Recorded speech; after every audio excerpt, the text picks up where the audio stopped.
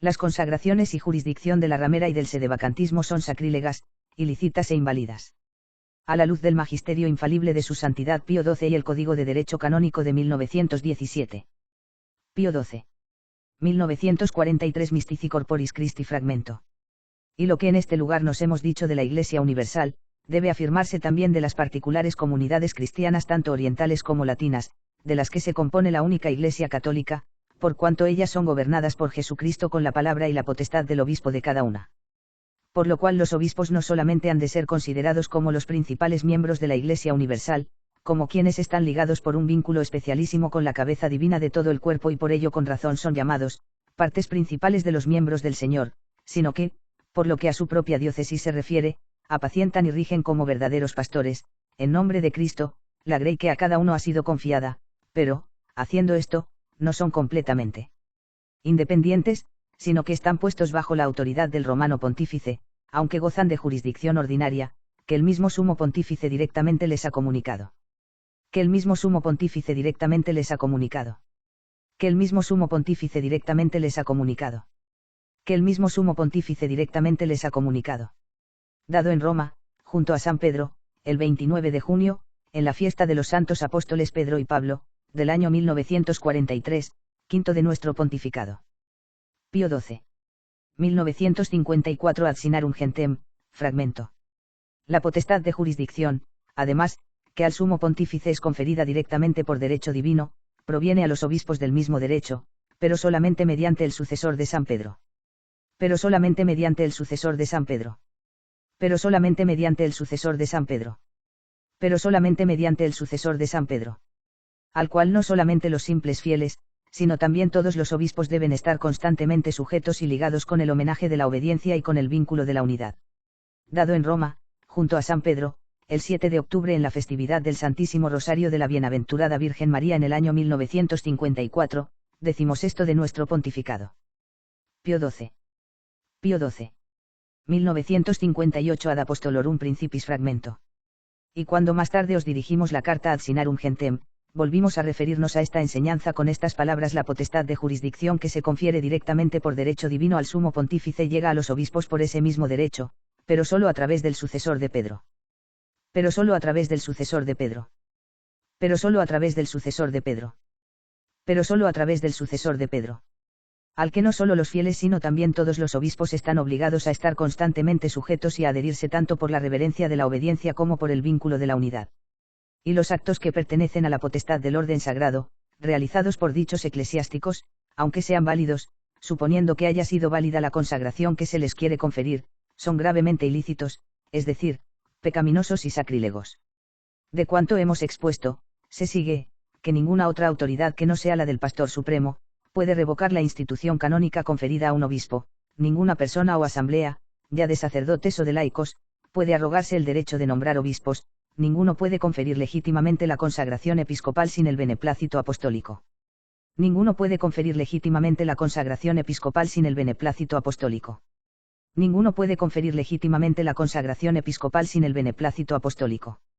Ninguno puede conferir legítimamente la consagración episcopal sin el beneplácito apostólico. Canon 953, la consagración de los obispos está reservada al romano pontífice, de tal manera que no se permite a ningún obispo consagrar como obispo a nadie a menos que primero hubiera tenido la certeza de tener un mandato del Papa. Así, pues, por causa de una consagración abusiva, que constituye un gravísimo atentado a la unidad de la Iglesia, ha sido establecida la excomunión especialísimamente reservada a la Santa Sede Apostólica, en la cual incurre ipso facto, no solo quien recibe la consagración arbitraria, sino quien la confiere, quedando ambos, por ese mismo hecho, separados de la unidad y de la comunión con la Iglesia. Dado junto a San Pedro, en Roma, el 29 de junio, fiesta de los santos apóstoles Pedro y Pablo, del año 1958, 20 de nuestro pontificado. Mons Clifford Fenton. 1949. Mediante este juicio sobre el estado doctrinal actual de la tesis de que los obispos residentes de la Iglesia Católica reciben su poder de jurisdicción inmediatamente del romano pontífice y no inmediatamente de nuestro Señor, Mons.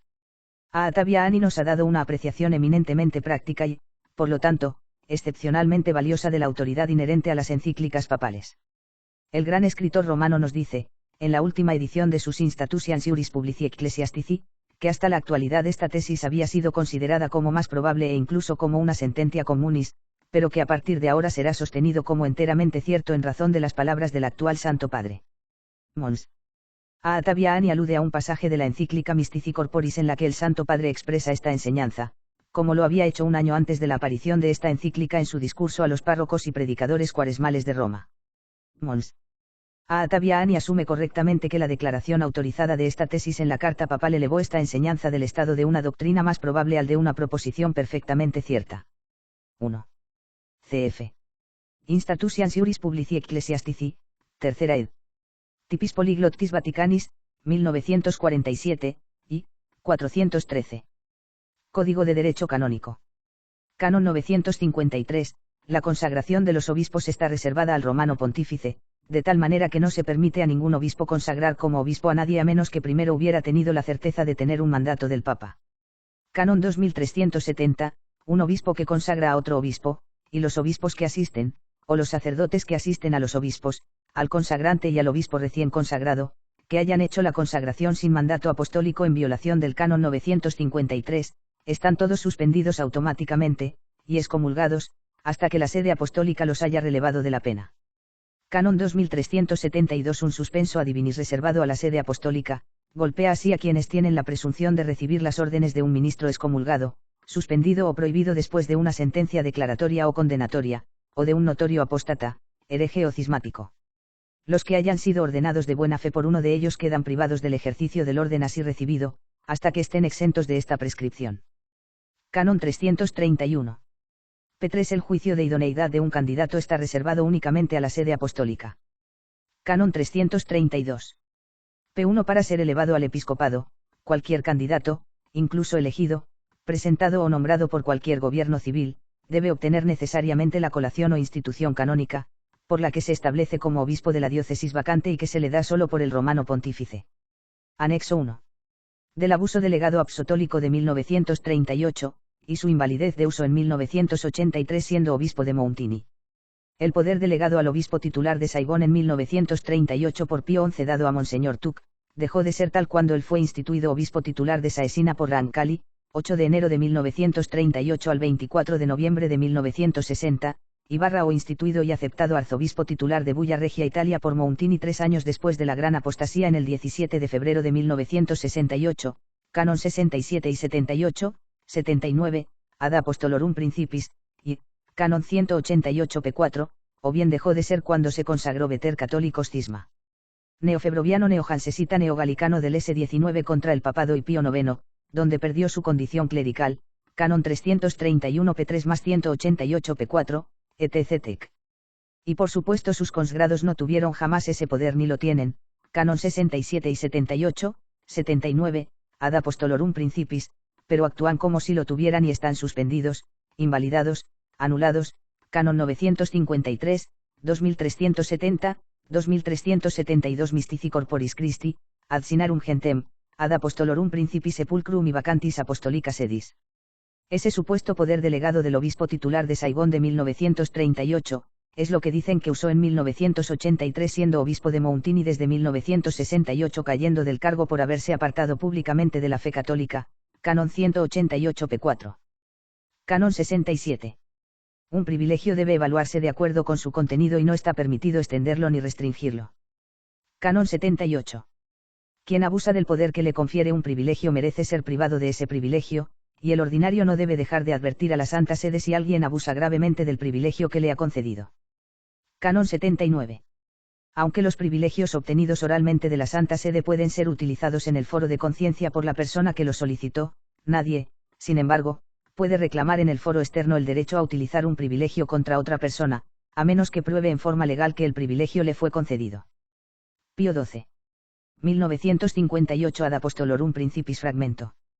Pero sí, como ocurre a veces, a algunas personas o grupos se les permite participar en la selección de un candidato episcopal, solo es lícito si la sede apostólica lo ha permitido expresamente y en cada caso particular para personas o grupos claramente definidos, las condiciones y circunstancias están claramente determinadas. Canon 188, todos los cargos quedarán vacantes ipso facto por renuncia tácita. Punto 4. Si un clérigo se ha apartado públicamente de la fe católica. Todos los que consagró ilícitamente Tuk se dedicaron a consagrar ilícitamente sin Pedro y contra Pedro.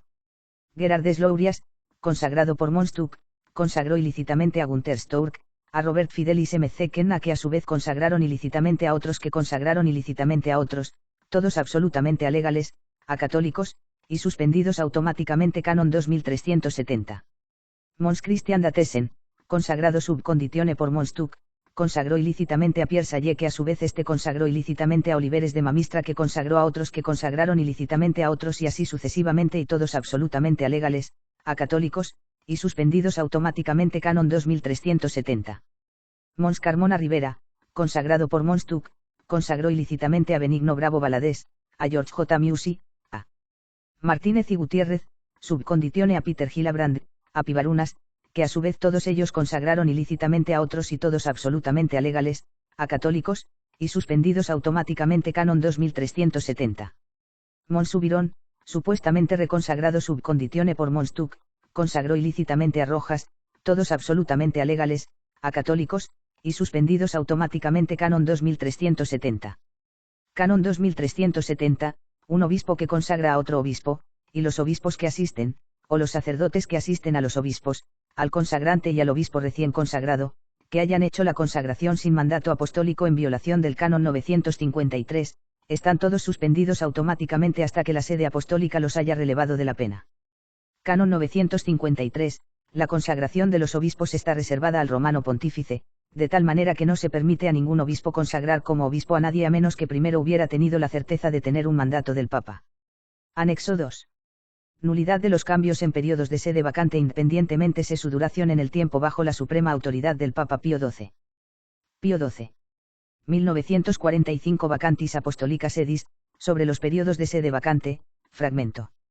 Las leyes dadas por los romanos pontífices no pueden ser corregidas o cambiadas por la reunión de los cardenales de la Iglesia romana, la sede, estando vacante, ni se puede quitar o añadir nada, ni se puede hacer dispensación alguna sobre las leyes mismas o alguna parte de ellas. Esto es muy evidente en las constituciones pontificias, sobre la elección del romano pontífice. Pero si se produce o se intenta por casualidad algo contrario a este precepto, lo declaramos por nuestra suprema autoridad nulo.